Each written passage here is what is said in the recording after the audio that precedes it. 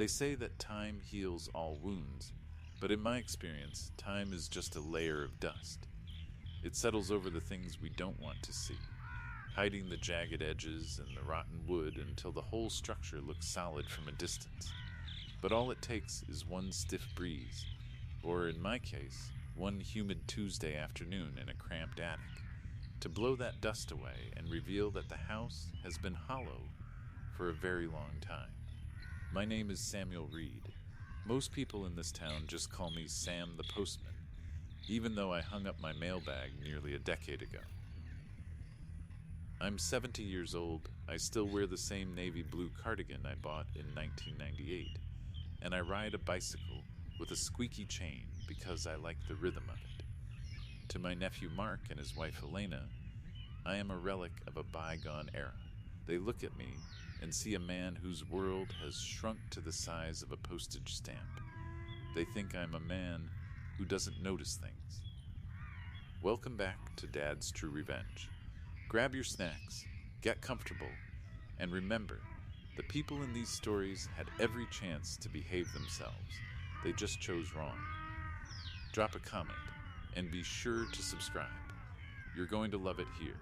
It started because of a leak, a slow, rhythmic drip, drip, drip from the attic that was threatening to ruin the ceiling of the guest room, the room where my brother, Arthur, spent his final days 12 years ago. Arthur was my older brother by 5 years, a man of quiet habits and even quieter pockets.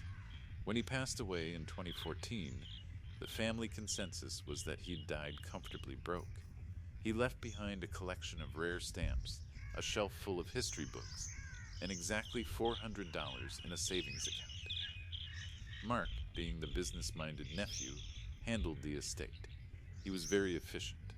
He sold Arthur's old car, cleared out his apartment, and told me with a heavy sigh that there wasn't even enough to cover the headstone.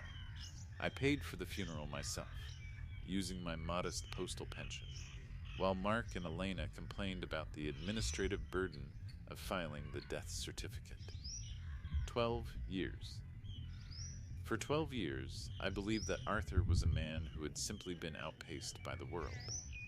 I was moving a stack of old postal records and delivery logs to get to the source of the leak when I bumped into a heavy oak trunk.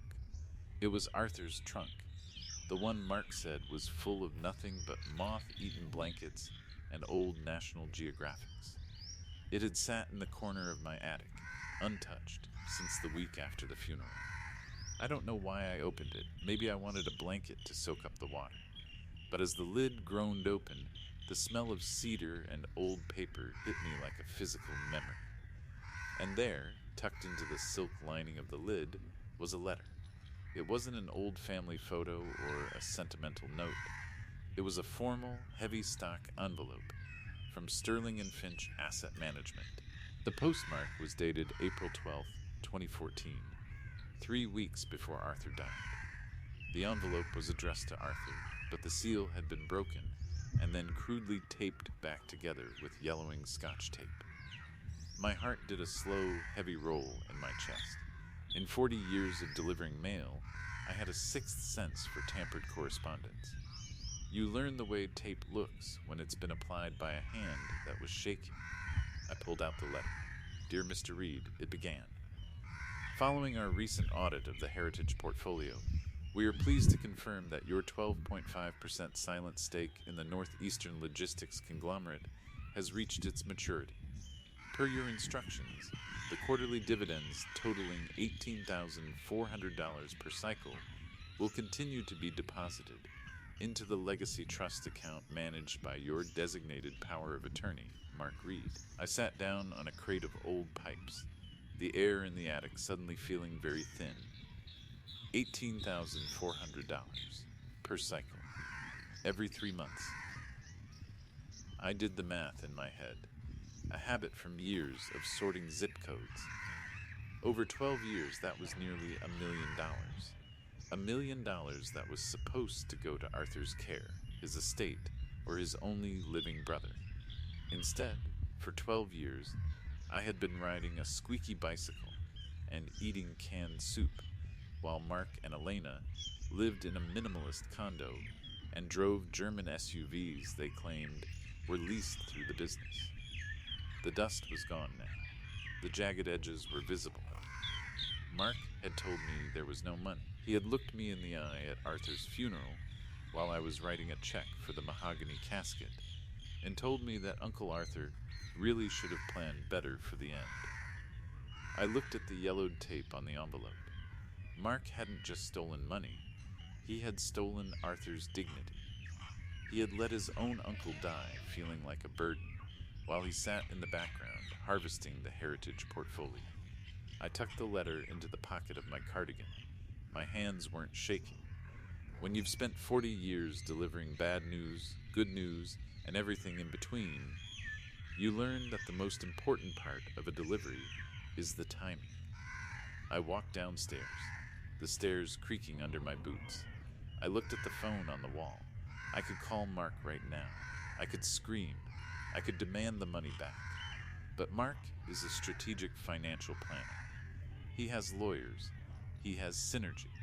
If I attacked him head on, the money would disappear into shell companies before the sun went down. No, I wasn't going to be a victim. I was going to be a postmaster. I was going to track every misplaced cent. I was going to document the return to sender. And then I was going to deliver a final notice that Mark Reed would never be able to ignore. I picked up the phone and dialed a number I hadn't called since my retirement party. County Records, a voice answered. "This is Samuel Reed," I said. "I need to perform a historical audit on a legacy trust registered in 2012, and I need it done quietly." I looked out the window at my garden. The tomatoes were coming in, the fence needed painting, and somewhere across town, my nephew was probably checking his bank balance, thinking the old man was upstairs napping. He thought I was a ghost. He forgot that ghosts are the only ones who know where the bodies are buried. The county records office is a place where secrets go to grow old. It's a cathedral of filing cabinets and digital servers, and the air always feels 10 degrees cooler than the street outside. I spent Wednesday morning sitting at a laminate table, the legacy trust files spread out before me like a map of a stolen kingdom. As a postmaster, I knew how to follow a trail. If a letter didn't reach its destination, there was always a reason, a transposed digit, a smudged ink, or a hand that diverted it. Mark's hand had been very busy. "Sam," the clerk whispered, leaning over the counter. I found the secondary filings. These weren't in the main estate folder. They were filed under consultancy fees for a dormant LLC called MR Management. I looked at the signatures. Mark's handwriting is sharp and aggressive, the letters leaning forward like they're trying to shove the rest of the sentence out of the way. On June 14, 2014, exactly 40 days after we buried Arthur, Mark had authorized the transfer of the Sterling and Finch dividends into his own business account. He hadn't just taken the money, he had classified it as management fees for the care of the estate. He was charging Arthur's ghost $18,000 every 3 months to manage an estate he had told me was bankrupt. My blood didn't boil. It turned to ice. That's the Vance, no, the Reed way. We don't get loud, we get precise. I spent the next 3 hours cross-referencing the dividend dates with Mark's lifestyle upgrades. September 2014, first dividend payout. Mark buys a company car, a silver BMW. March 2016, dividend maturity bonus. Mark and Elena moved from their 2-bedroom apartment into a high-rise condo with a view of the bay. December 2020, a strategic reinvestment of the trust. Mark buys a vacation home in the mountains, telling me at Christmas dinner that he'd worked 80-hour weeks to afford it. Every luxury they owned was paid for by Arthur's silence. Every vacation they took was funded by the comfortably broke lie they told me while I was counting pennies for my property taxes. I was halfway through the 2022 filings when my phone buzzed. It was a text from Elena. "Hey Sam, Just checking in. Mark and I were talking. The attic leak sounds serious. We don't want you dealing with that stress at your age. We've looked at the Willows. It's a premium assisted living community. They have a lovely garden. We should talk about listing the house this weekend. The Willows. I knew the place. It was a gilded cage where they put old people so their heirs could sell their memories for a down payment.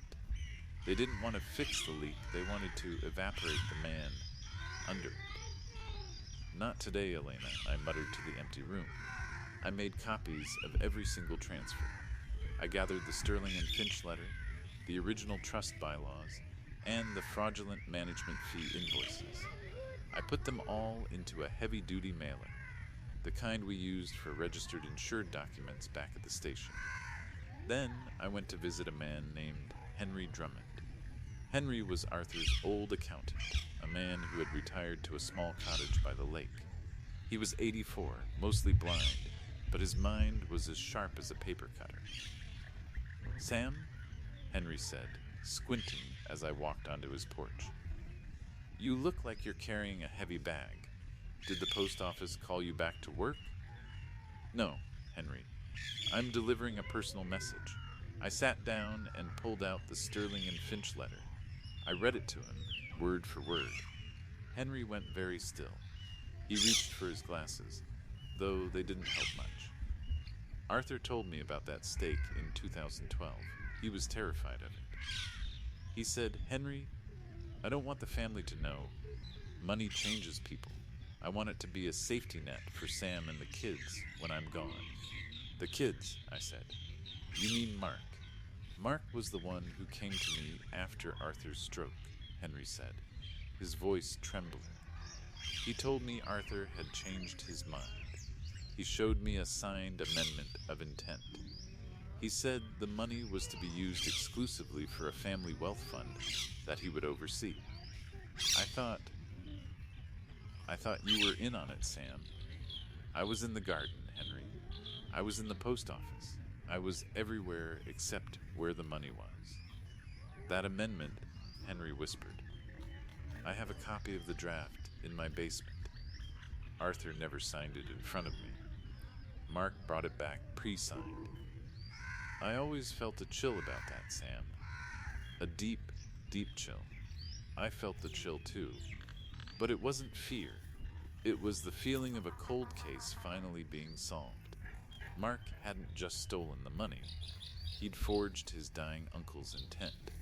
I need that draft, Henry. And I need you to sign an affidavit stating that you never witnessed the signature." "For Arthur?" Henry asked. "No," I said, standing up. "For the truth. I've spent my life making sure letters got to the right people.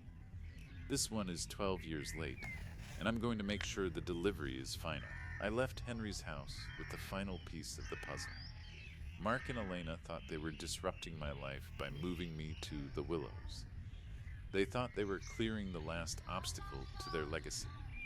They didn't realize that in the world of the post office, once a letter is registered, you can't just throw it away. You have to face the contents. I drove home, parked my squeaky bicycle in the garage, and walked into my kitchen. I set the table for 3. I pulled a bottle of sparkling cider from the back of the fridge, something I'd been saving for a special occasion. I picked up the phone and called Mark. "Sam?" Mark answered. He sounded distracted, probably looking at a spreadsheet of my house's square footage. "Did you get Elena's text about the Willows?" "I did, Mark. It sounds like a big step. Why don't you and Elena come over for dinner this Sunday? I've made a decision about the house, and I've found some of Arthur's old records in the attic. I think you'll find them very valuable." "Records? Like stamps?" "Better than stamps, Mark. Much better. 6 p.m. Don't be late. You know how I feel about the schedule." "Sure thing, Sam. See you then." I hung up. I looked at the letter on the table. 12 years of lies. 12 years of management fees. The month of May was ending. And for Mark and Elena, the heritage portfolio was about to hit a very sudden, very permanent market crash. The thing about family councils is that they always happen under the guise of concern. It's the softest way to sharpen a knife. Mark and Elena arrived at 6 p.m. sharp on Sunday, their silver BMW idling in my gravel driveway like a shark in shallow water. Mark was wearing a vest that cost more than my first car, and Elena had her sympathy face on, the one where she tilts her head slightly to the side and speaks in a whisper, as if being 70 years old is a terminal illness. Sam, you look... Well, you look like you've been busy, Elena said, stepping into the kitchen and immediately crinkling her nose at the smell of my old house. Is that attic leak still giving you trouble? We really should have had a contractor look at it before the open house. The open house? I asked, pulling a tray of roasted chicken from the oven. I don't remember agreeing to an open house, Elena. Mark stepped in, clapping a hand on my shoulder with a firmness that felt like an appraisal. Now, Sam, don't get stuck in the weeds. We're just thinking ahead. The Willows has a waiting list. If we don't list this place by June, you might lose your spot in the Bluebell Wing. It has a view of the koi pond, for Pete's sake. The Bluebell Wing, I repeated, setting the chicken on the table. Sounds peaceful. Almost as peaceful as a grave. Mark laughed, that hollow corporate sound he used to fill rooms when he didn't have an actual answer. Always the dramatist. Let's eat. I'm starving. Networking in the city takes it out of you. We sat down. The table was set with Martha's good china, the pieces I usually keep wrapped in newspaper. I poured the sparkling cider, the bubbles rising like the secrets I'd been holding all week. So, Mark said, cutting into his chicken with aggressive precision, you mentioned you found some of Arthur's Eckards in the attic? Stamps? Old coins? I thought I'd cleared all the valuables out back in 14. You did a very thorough job, Mark, I said, taking a slow sip of my drink. But you know how the post office is. Sometimes things get wedged behind the sorting bins. I found a trunk. Arthur's trunk. Alina's fork paused midway to her mouth. Her eyes flitted to Mark, a quick, jagged movement. The trunk? I thought that was just old clothes. Junk. That's what I thought too, I said. But then I found a letter. From Sterling and Finch. The silence that followed was absolute. It was the kind of silence I used to hear in the dead of winter at the station, when the snow was so thick it muffled the sound of the world. Mark's jaw tightened. I could see the strategic planner in his brain frantically scanning for an exit strategy. Sterling and Finch? Mark asked, his voice dropping an octave. I don't recall that name. Probably some old solicitation. Arthur was a sucker for those investment newsletters that promised the moon. It wasn't a solicitation, Mark. It was a confirmation of a 12.5% stake in a logistics conglomerate. I leaned back, looking at my nephew. It mentioned a legacy trust, and it mentioned you, specifically, as the power of attorney. Elena put her fork down. The sympathy face was gone, replaced by the cold, hard mask of a woman who was calculating the cost of her handbag in real time. Sam, you've clearly misinterpreted some old paperwork. Arthur was broke. We all saw the bank statements. We spent our own money, our hard-earned money, managing his affairs. Management fees, I said. Is that what you call it? $18,000 every 3 months? Mark slammed his hand on the table. The china rattled. Enough. You're confused, Sam. You're digging through trash from 12 years ago and dreaming up conspiracies. This is exactly why we're moving you to the Willows. You're losing your grip on reality.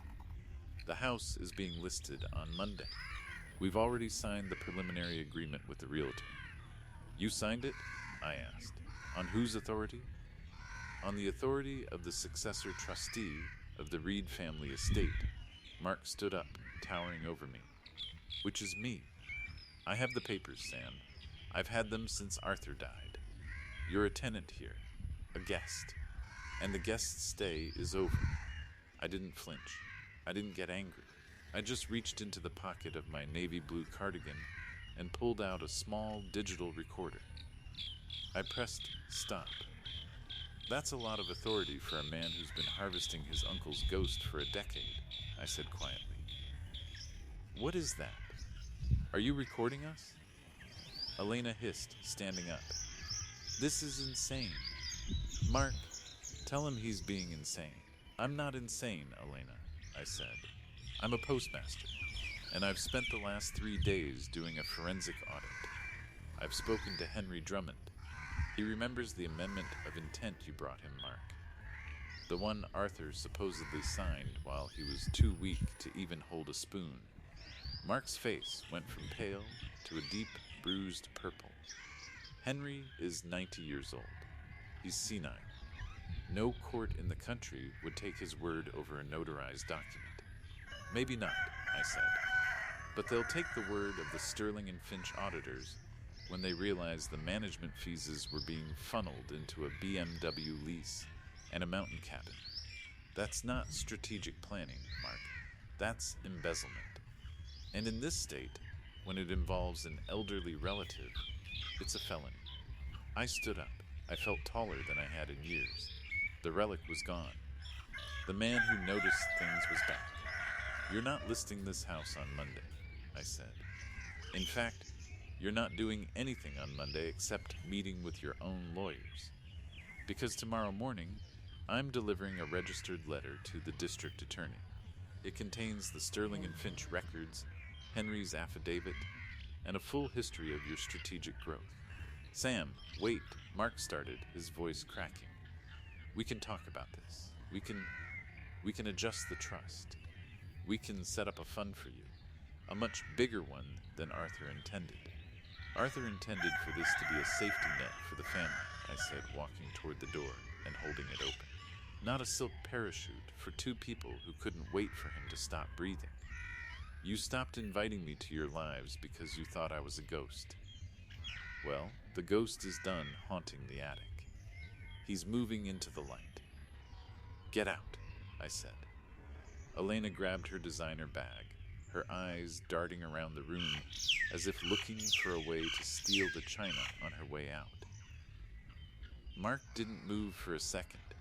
He looked at me, and for the first time, I saw the fear. Not the fear of a man who's sorry, but the fear of a man who just realized the old man had been taking notes for 12 years. This isn't over, Sam, Mark spat. You're right, Mark, I said, watching them walk to their silver shark of a car. The delivery is just beginning. I closed the door. I sat back down at the table. I picked up my fork and finished my chicken. It was cold, but it was the best meal I'd had in a decade.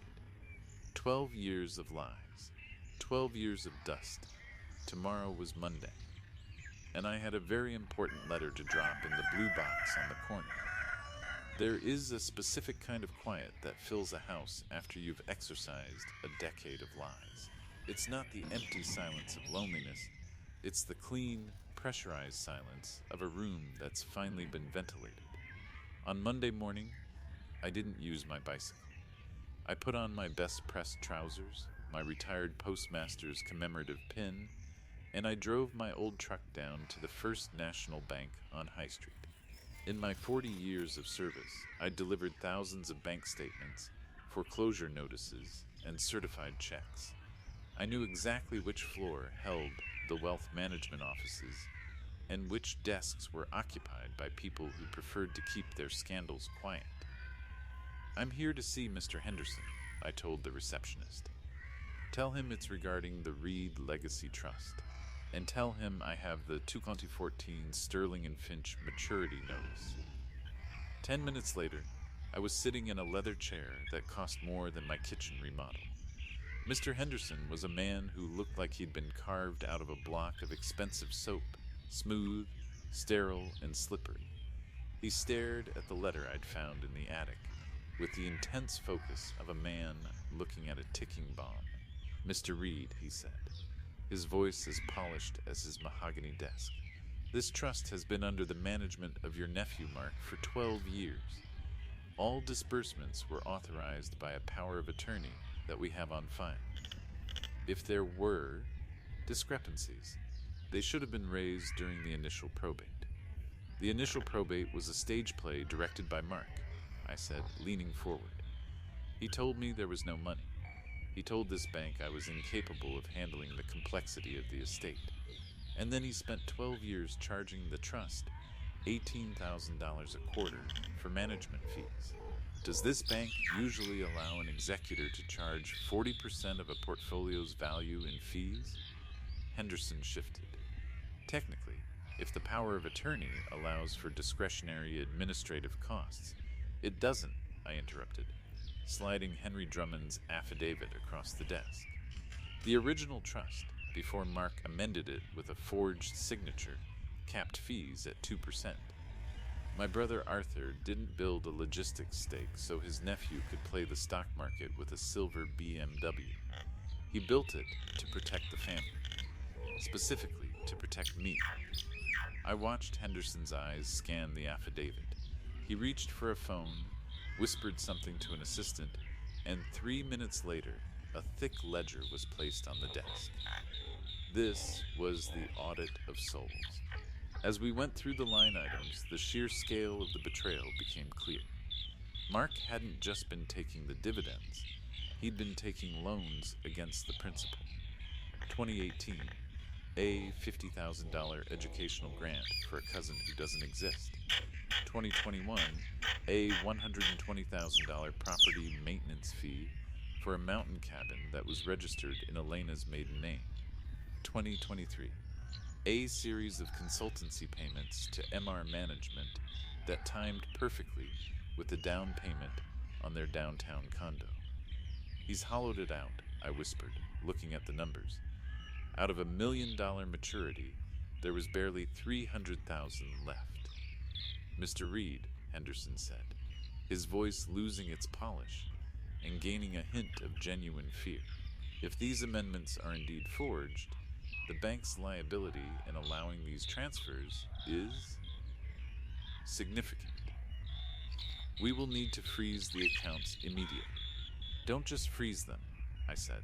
I want a full clawback. I want every cent that was labeled as a fee or a loan returned to the primary trust account. And I want the documentation for the district attorney by noon. That will take time, Henderson started. You have 2 hours, I said, checking my Casio. Because at 2 p.m., I'm meeting with a reporter from the County Gazette. I think she'd be very interested to know how a local bank allowed a retired postman to be defrauded of his brother's legacy for 12 years while he rode a bicycle to buy canned soup. Henderson didn't argue. He just started typing. I walked out of the bank and sat in my truck. My heart was thumping, a steady, heavy beat. I felt like I was back on my old route, carrying a bag full of past due notices. For 12 years, Mark and Elena had lived a life of luxury built on the theft of a dead man's love. They had watched me struggle with a leaky roof while they sat on leather sofas paid for by the very man they claimed was comfortably broke. My phone rang. It was Mark. His voice was no longer aggressive, it was frantic. Sam, listen to me. Elena is a mess. We can fix this. I've already talked to the realtor. We've canceled the listing on your house. We'll pay for the roof. The best slate money can buy. Just don't go to the dock.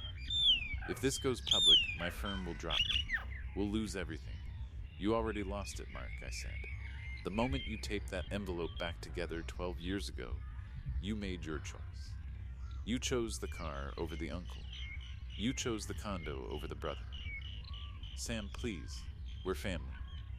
Family is a registered delivery mark, I said. It requires a signature of trust. You forged yours. I hung up. I drove to the local florist and bought a bouquet of the brightest sunflowers I could find, Arthur's favorite. I drove to the cemetery and sat by his headstone, the one I'd paid for with my pension while Mark was buying his first BMW. I found it, Artie, I whispered, laying the flowers down. I found the letter. The delivery is almost complete. I stood up, the wind ruffling my old cardigan. I had one more stop to make. The dinner of reckoning was over, but the final invoice was yet to be served, and I knew exactly where to find the people who owed the most. There is a specific kind of theater that happens when a predator realizes the cage door has been locked from the outside. By 6 p.m. on Thursday, my small kitchen felt like a courtroom. I had spent the afternoon preparing a meal that Arthur would have loved. Pot roast, mashed potatoes with far too much butter, and a deep sense of finality. Mark and Elena arrived together, but they weren't the same people who had sneered at my minimalist life 3 days ago. Mark's expensive vest was wrinkled, and Elena's eyes were rimmed with red. They didn't bring a bottle of wine. They brought a folder of their own. Sam, Mark started, his voice cracking like dry parchment. We've been at the bank. Henderson, he told us what you did. He's frozen everything. My business line of credit, our personal savings, even the escrow for the mountain cabin.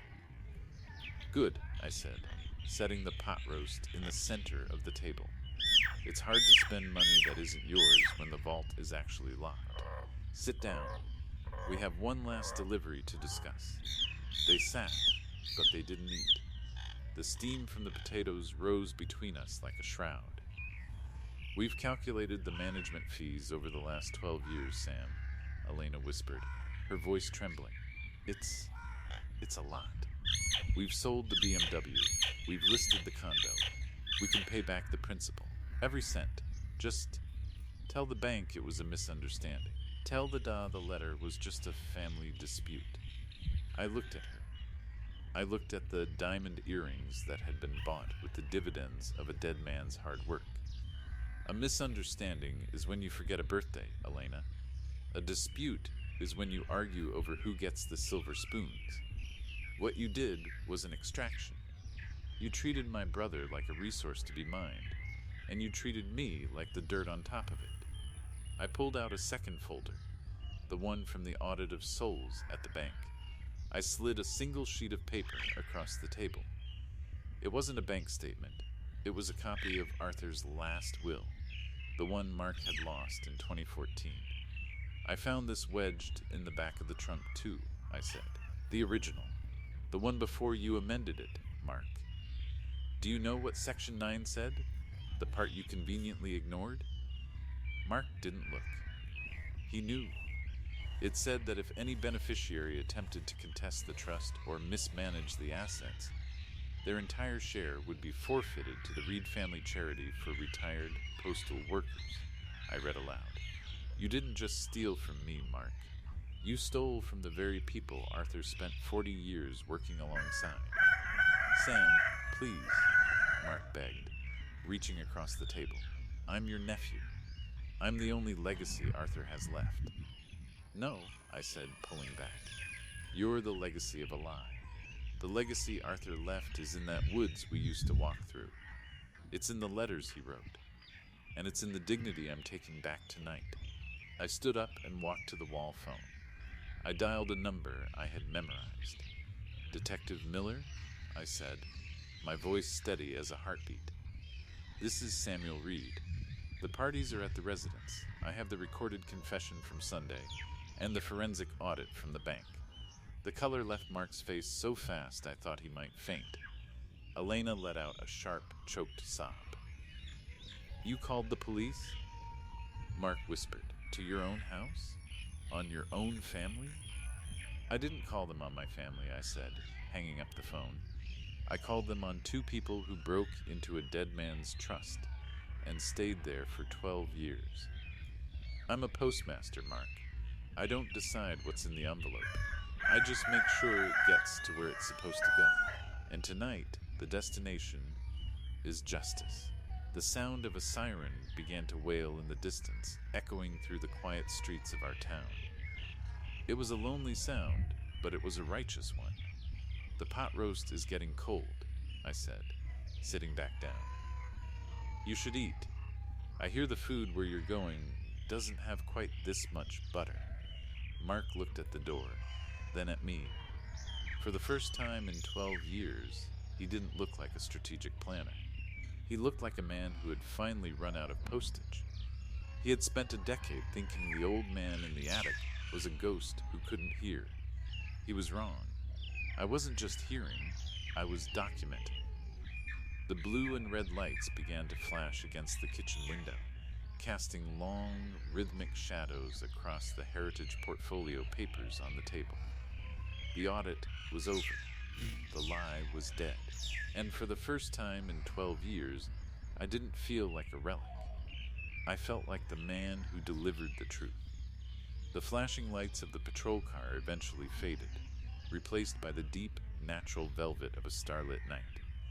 My kitchen felt larger now, as if the walls themselves had taken a breath. Mark and Elena were gone, escorted out not as strategic visionaries, but as suspects in a decade-long fraud. The house was quiet, but it wasn't the heavy, dusty silence of the last 12 years.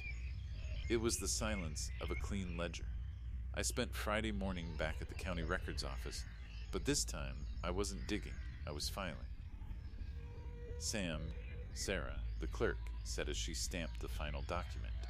"This is quite a change. You're sure about the Reed family charity? That's a lot of money to give away." "It was never mine, Sarah," I said, adjusting my navy blue cardigan. "And it certainly wasn't Mark's. It belonged to Arthur's intent.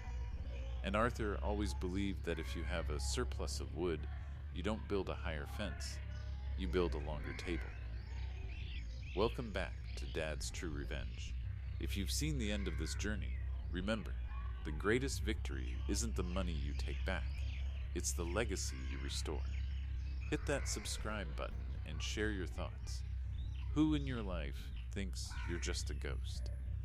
Let them know the postmaster is still on duty. The heritage portfolio was liquidated over the next month. With the help of Elias Thorne, the only lawyer in town who hates a bully more than I do, we clawed back the mountain cabin and the proceeds from the BMW sale. The downtown condo went to auction.